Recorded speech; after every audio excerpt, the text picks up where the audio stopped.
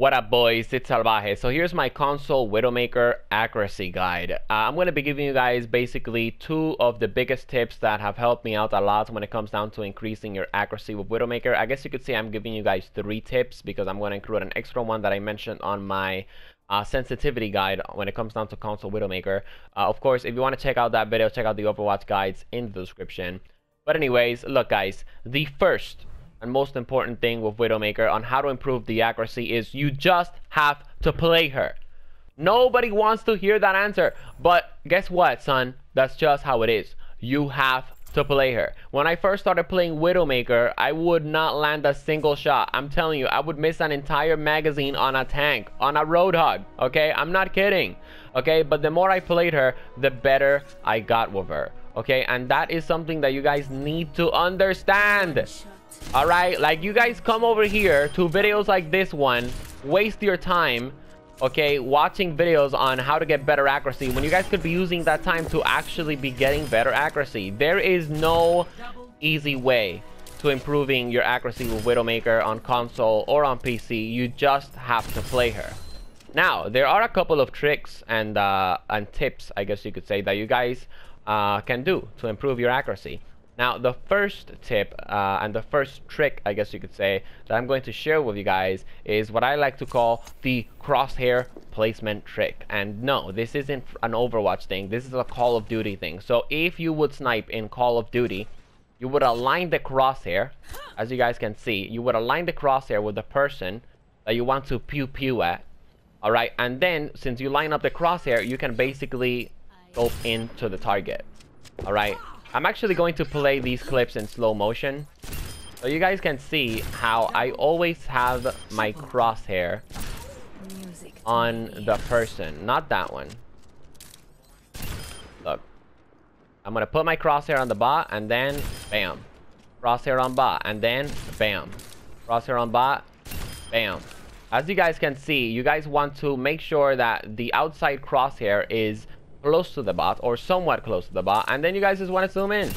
All right, yeah, I know it sounds simple, but guess what? It's not, specifically when people are moving all over the place. But that's one tip that you guys can keep in mind.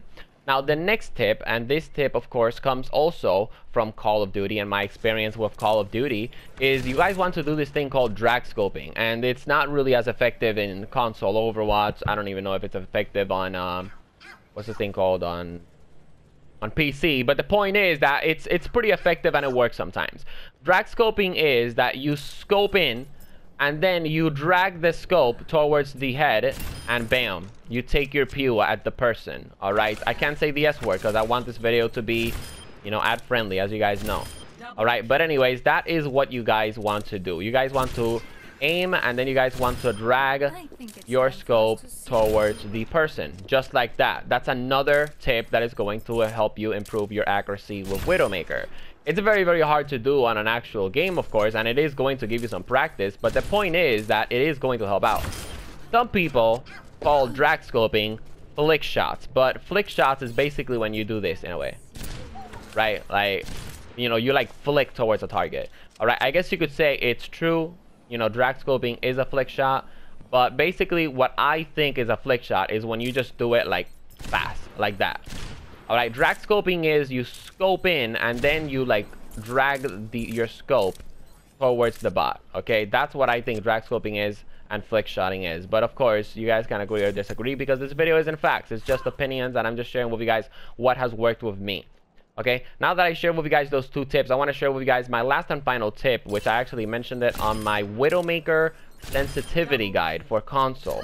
Okay, that tip is if you guys are just having days, right, where you're just missing a lot of your shots, okay, if you guys are having days where you're just landing a lot of your shots, okay, the point is that you don't have bad aim. The point is that you're already you've gotten really good at tracking targets, right? And your scope isn't as fast as you're tracking. In other words, what you need to do if this is the case is that if you have 60 in-scope sensitivity, all right, you need to increase your in-scope sensitivity so that your tracking and your scope can actually keep up with your speed.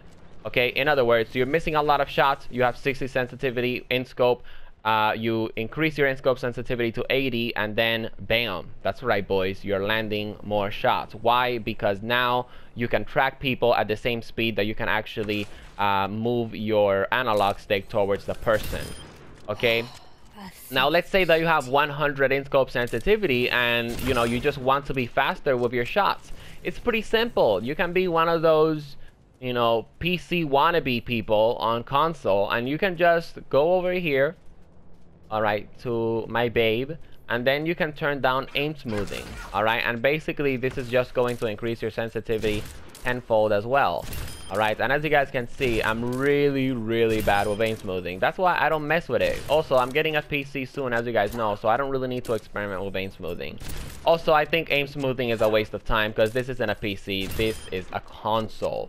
I hope you guys enjoyed my Widowmaker accuracy guide. If you enjoyed it, drop it a like. If you didn't enjoy it, well, drop it a dislike, son. That's why the dislike button is there for. Come on, man. I gotta tell you this. But anyways, if you guys have enjoyed it and it did help you out, make sure to share it. And for more guides, check out the Overwatch guides in the description. And of course, feel free to subscribe to join the Salvajee cartel. And remember, you get early access to my videos if you support me on Patreon. So make sure you do that as well. Peace out. Thanks for watching.